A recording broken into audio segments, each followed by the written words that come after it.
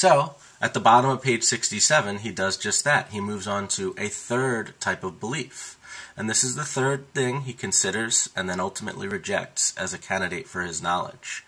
This is what I call beliefs based on his reasoning skills, or his thinking and logic skills. He discusses math very explicitly here, arithmetic, geometry, and other subjects of this kind, which deal only with the simplest and most general things, regardless of whether they really exist in physical nature or not. And so examples he gives are 2 plus 3 equals 5. That's a mathematical claim. A definitional claim like a square has 4 sides. Whether you're dreaming or awake, whether you're being deceived by your senses or not, these particular claims you can still, it seems, know fairly comfortably.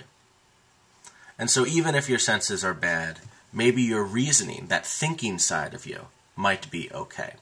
And I don't know how much we want to spend time talking about the difference between your senses and your reasoning, but there is a difference. Even if you got rid of all 5 of your senses, you could still reason. That is, you could still think about things.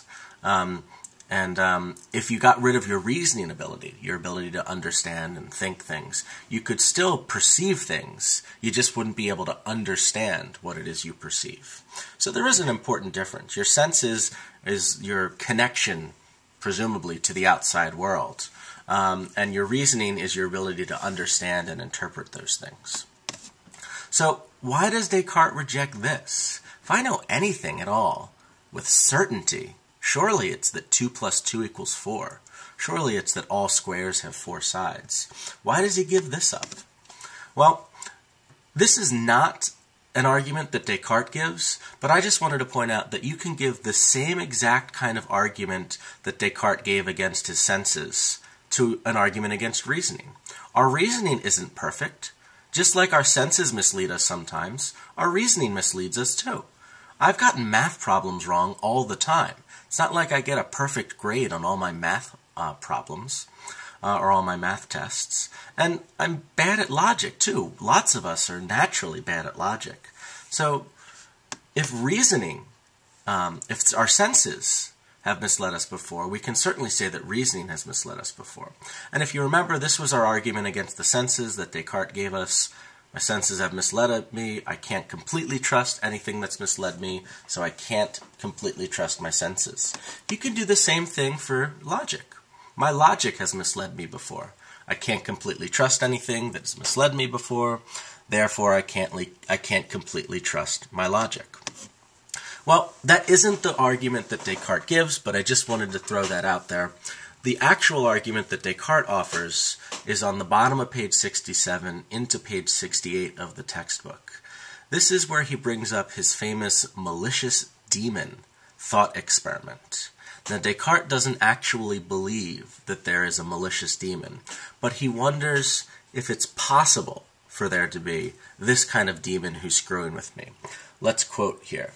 I will suppose, therefore, that some malicious demon of the utmost power and cunning has employed all his energies in order to deceive me.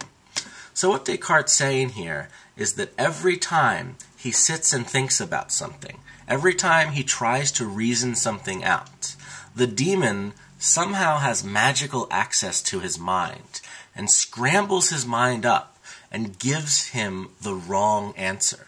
So every time he does a math problem, he thinks to himself, 2 plus 3, what's the answer to that? The demon scrambles his mind and gives him the answer 7. So he thinks to himself, 2 plus 3, I guess that equals 7. And the demon's tricky this way because the demon also gives Descartes that complete confidence that you have when you do a simple math problem and thinks, well, obviously the answer's 7, of course it's 7. I would never be more sure of anything in my life than that 2 plus 3 equals 7. And this is the worry that Descartes has. Descartes doesn't actually believe that there's a demon screwing with him, but Descartes realizes that all of his internal experiences are consistent with this possibility. So a common response to this thought experiment that Descartes puts out there is that this is just crazy. Why would Descartes think this? Does Descartes belong in a mental institution? He's just crazy to think that this is the sort of thing that's happening to him. But Descartes is not saying that he really thinks a demon's screwing with him.